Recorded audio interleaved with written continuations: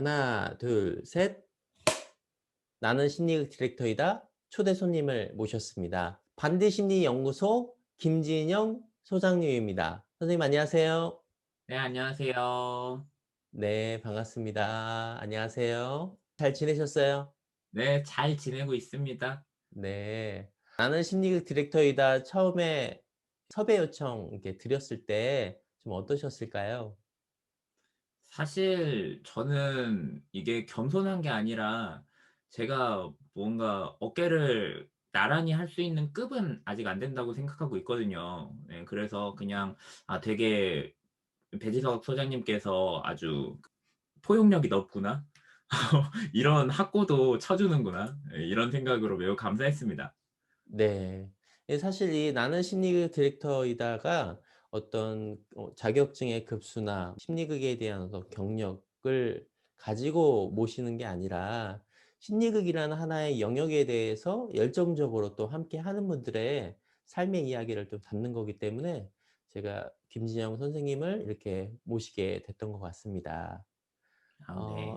먼저 이제 본격적으로 인터뷰 시작하기 전에 요즘 근황이 좀 어떠신지 이야기를 듣고 시작하도록 할게요.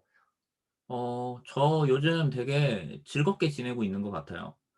계속 하고 있는 것처럼 인터넷에서 굉장히 다양한 활동들을 하고 있어요. 뭐 유튜브 꾸리는 것도 하고 있고, 브런치에서 꾸준히 글 쓰는 거, 아니면 뭐 라디오 방송 활동, 거기에 이제 강의나 그런 것들 들어올 때 강의 활동 이런 것도 쭉 병행하면서 하고 있는데, 전체적으로 코로나 때문에 돈은 좀 벌지 못하게 됐지만, 오히려 코로나가 시작된 이후에 제 일상은 좀 더 제가 하고 싶은 것들을 더 많이 할 수 있게 되는, 그래서 정신없고 바쁘지만 그래도 즐겁고 만족스러운, 예, 그런 일상 보내고 있습니다.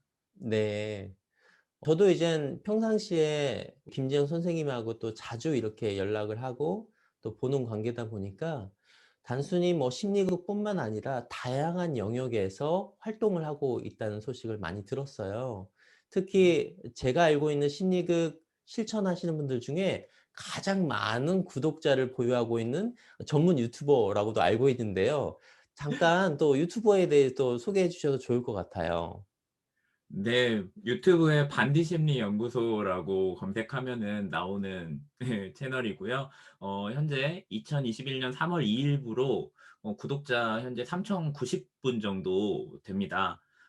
다루고 있는 컨텐츠로는 뭐 심리 상담 이론 정리하는 컨텐츠랑, 그리고 심리 상담 업계에 공공연한 비밀들 있죠. 네, 이런 것들을 좀 뒷얘기로 하는 매운맛 콘텐츠가 있고요. 일단 대중들에게 일반적인 생활에서 알 수 있는 심리를 더 쉽게 설명해 주는 다양한 콘텐츠까지.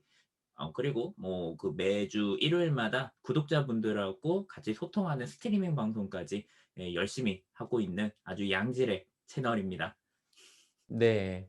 다양한 영역에 관심을 갖고 있는 심리학 실천가 만나기 쉽지 않은데요.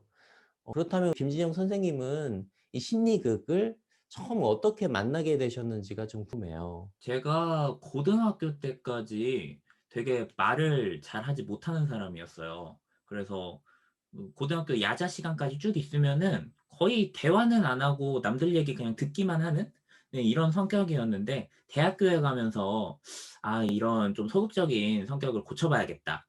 했는데, 제가 입학했던 그 대학교의 그 학과내 동아리는 사이코 드라마 동아리밖에 없었단 말이에요. 근데 그 얘기 들으면, 아무 정보 없는 상태에서 들으면은 '아, 여기에선 연기를 하겠구나.' 싶잖아요. 그래서 '연기를 하다 보면은 내가 소극적인 성격을 고칠 수도 있겠다.' 싶어 가지고 신청을 하게 된 게 지금까지 이렇게 오게 된 처음 시작인 것 같습니다. 음. 말씀해 주신 것처럼 나의 성격적인 어떤 부분에서 소극적인 면을 변화시키기 위해서 그 과정에서 심리학을 만났다라고도 볼 수 있겠는데요. 네. 그렇다면 이 지금처럼 심리극으로 사람들을 대중들을 만나기까지 나름대로 여러 과정이 있었을 것 같은데 어떤 과정들이 있으셨을까요? 음 그 동아리에 들어간 거는 제 어떤 성격을 극복해 보기 위한, 예, 그런 시도였다고 한다면, 그런 극복의 의도로만 직업으로 삼을 수는 없는 거잖아요. 이걸 직업으로 삼아야겠다라고까지 결심이 됐던 건 동아리 활동을 하다 보니까 이게 저랑 여러 방면에서 맞는 거예요. 이거 하면 재밌겠다 싶어서 대학교 4 학년 때부터 그냥 그 아는 선배의 도움과 그 운전 지원과 이런 걸 통해서 열심히 정말 본격적인 수련을 받게 되었고요. 그 수련이 뭐 물론 제가 지금 현재 2급 자격증을 딴 상태기는 하지만 그때 대학교 4 학년 때부터 지금까지 쭉 수련을 하면서 다양한 활동, 다양한 경험들을 하고 있다라고 보시면 될 것 같습니다. 특정한 어떤 교육 과정에서 자격을 취득하신 것도 있지만 실제로 현장에서 함께하는 동료들과 그 현장에서 직접 경험하신 것들이 있는 거네요. 훨씬 많죠. 어. 그렇다면 대학교 때 나의 어떤 그런 성격적인 면을 변화시키기 위해서 심리극을 경험하셨고 또 그 과정에서 전문 교육과 또 현장에서 다양한 경험을 하셨는데 시간이 지나서 생각해 보시면 이 심리극을 배우고 실천하신 것이 삶에 좀 어떤 부분에 좀 도움이 되시는지도 이야기해 주시면 좋을 것 같아요. 일단 제가 처음으로 이 사이코 드라마의 매력을 느끼게 된 계기는 스토리에 대한 거였어요. 이 인생의 이야기를 직접적으로 막 연출하고 그 연출 속에서 뭐 각색이라고도 표현할 수 있죠. 네, 내가 하지 않았던 방향으로 경험을 해 보거나 아니면 정말 하고 싶었던 걸 해 보거나 등등 이야기를 새롭게 만들어 가고 풀어 간다는 거에 매력을 느꼈다고 한다면요. 조금씩 이 사이코 드라마 공부를 하고 저도 익숙해지고 하다 보니까 이 하나하나의 역할이 있잖아요. 그리고 그 역할됨이 사이코 드라마 안에서 뭔가 변화되고 그 변화 속에서 사람들이 느끼는 감정들이 있다 보면은 사이코 드라마가 아닌 현실에서도 '아 지금 이 사람은 이러한 역할로 있구나.' 아니면 '이런 역할을 하고 싶은데 지금 못 해서 감정이 이렇겠구나.' 하는 어떤 분리라고 해야 될까요? 좀 사람을 다차원적으로 보게 된달까? 네, 이런 변화들이 있어서 다른 사람들이 저를 평가할 때 제 나이보다 좀 더 성숙한 것 같다. 똑똑하기도 하고 되게 안정적인 것 같다라고 얘기하는데 그 이유가 이 사이코 드라마의 공부를 하면서 역할에 대한 이해 그리고 그 역할들로서 사람들이 느끼는 면면을 제가 좀 더 깊이 알 수 있게 됐기 때문에 '그러지 않나.'라고 생각하고 있어요. 심리극 안에서의 어떤 스토리, 이야기, 그리고 각각의 사람들이 갖고 있는 역할에 대한 이해가 어떻게 보면 가장 도움이 됐다라고도 볼 수 있겠는데요. 그러면 심리극 디렉터로서 '아 이 부분이 참 중요하다.'라고 생각하시는 부분도 있을까요? 어 심리극 디렉터로서 중요한 건 방금 제가 얘기했던 거에서 연장이 되는 것 같긴 한데 되게 재밌는 게 제가 또 만화를 그리기도 했던 사람이잖아요. 네. 만화에서도 그래요. 처음에 작가가 어떤 스토리를 만들어서 그 스토리 라인에 캐릭터들을 좀 넣어가는 시기라고 한다면 이게 스토리가 거듭되다 보면 어느 순간 이 캐릭터들이 알아서 스토리를 진행을 시키게 되는 경험을 한단 말이에요. 네. 제가 이 사이코 드라마에서 느꼈던 것도 그것과 별반 다르지 않은 것 같아요. 네. 처음에는 스토리를 중심으로 해 가지고 무언가 큰 판에서 이 인물들을 박아 넣었다면 인물들을 조금씩 생동감 있게 넘치다 보니까 자연스럽게 이야기가 만들어져 가더라.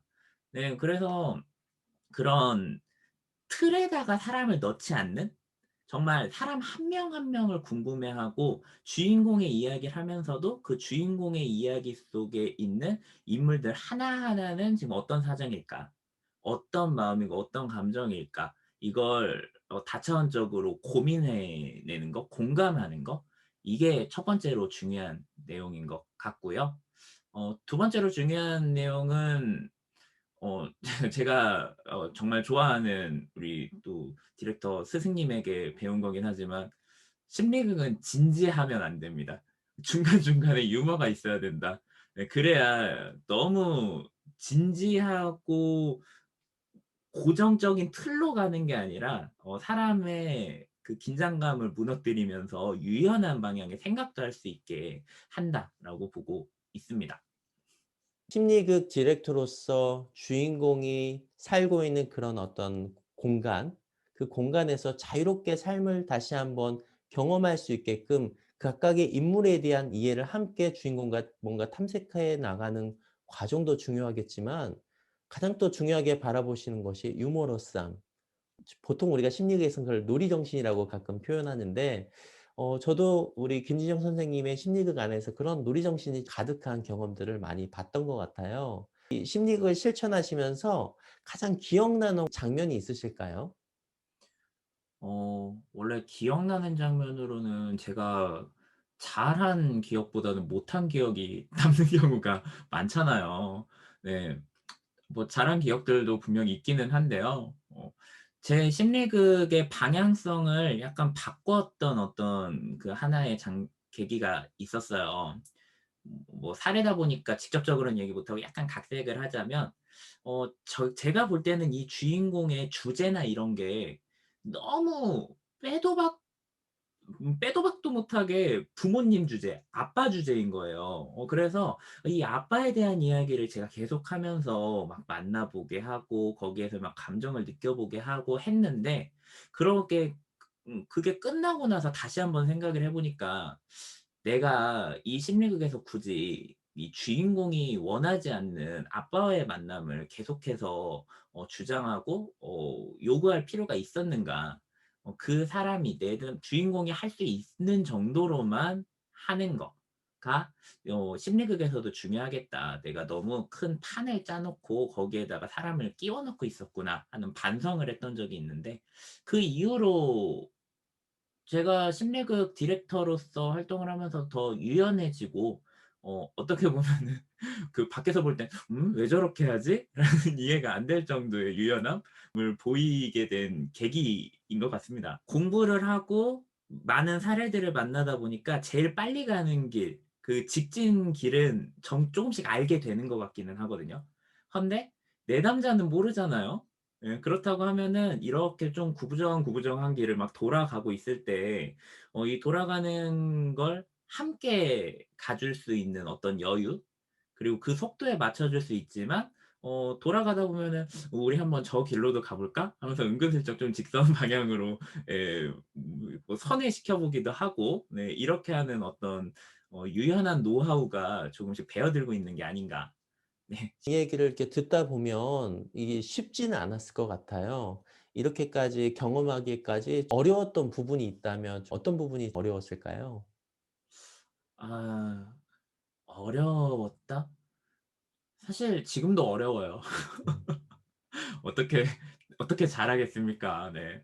한데 그래도 맨 처음에는 디렉터로서의 저를 계속 신경 썼었던 것 같긴 해요. 잘하고 싶잖아요. 그리고 실수하고 싶지 않고 내담자에게 음 상처 주고 싶지 않고 등등의 두려움, 이런 것들이 있었는데 어 물론 상처를 주면 안 된다는 생각은 갖고 있지만 내가 나를 너무 사리다 보면은 그것 때문에 좀 파편이 끼어 가지고 내담자가 오히려 더 상처받는 경우가 있구나.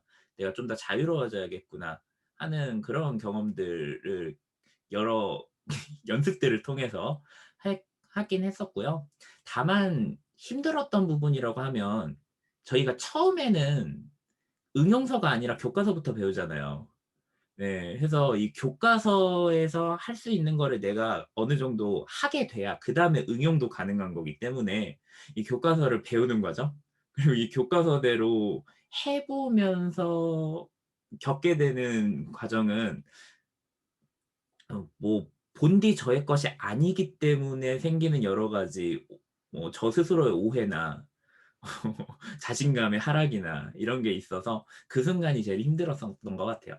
이 또한 김지영 선생님께서 심리극을 알아가는 과정 중에 하나의 어떤 경험들이라고도 이해가 되네요. 네.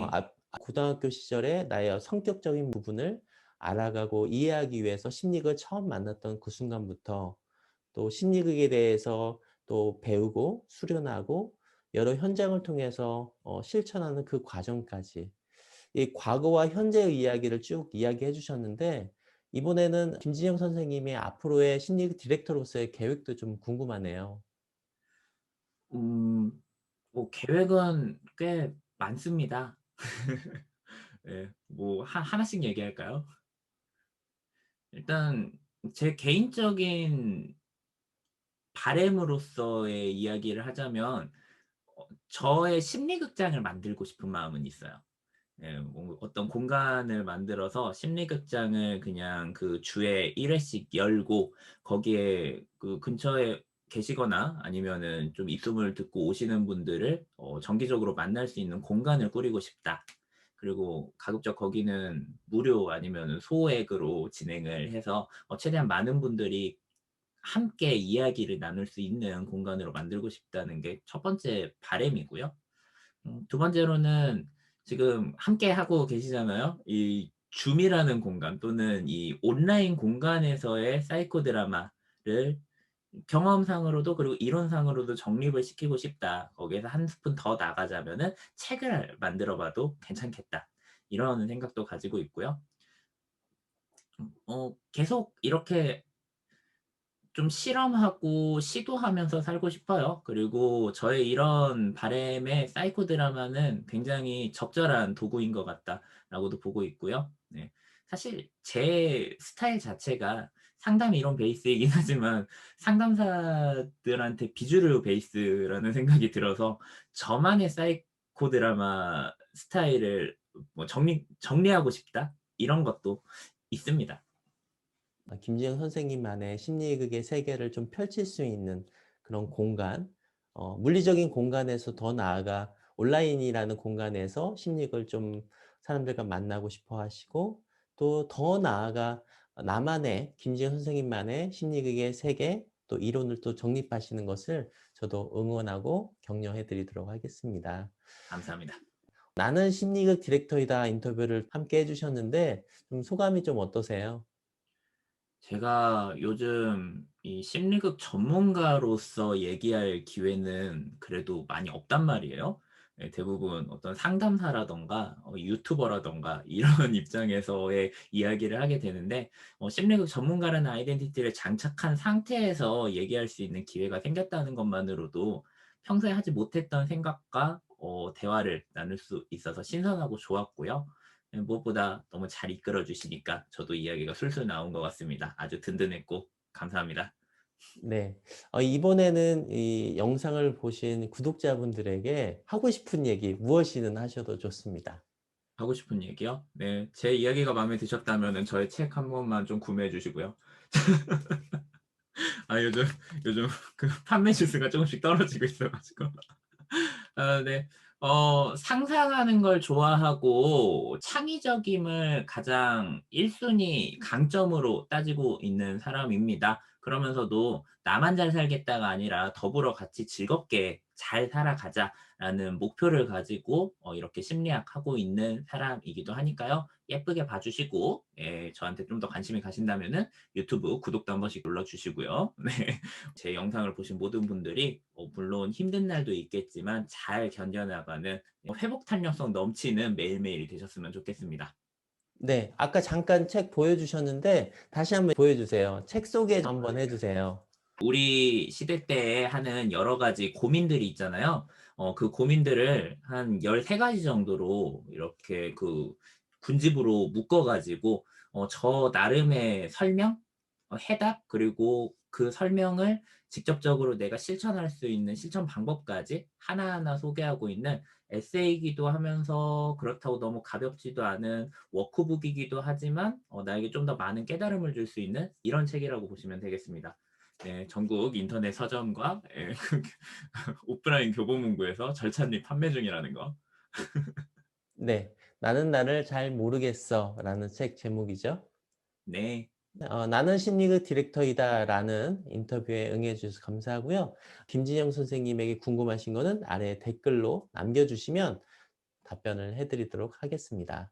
네, 오늘 김진영 선생님 오늘 인터뷰 응해 주셔서 감사하고요. 아 네. 너무 감사합니다. 오늘 영상 보시면서 좋으셨다면 좋아요, 구독, 알람 설정 해 주시고 다음에는 더 좋은 영상으로 함께 할게요. 자, 그럼 다음에 또 만나요. 안녕. 안녕. 자, 하나, 둘, 셋.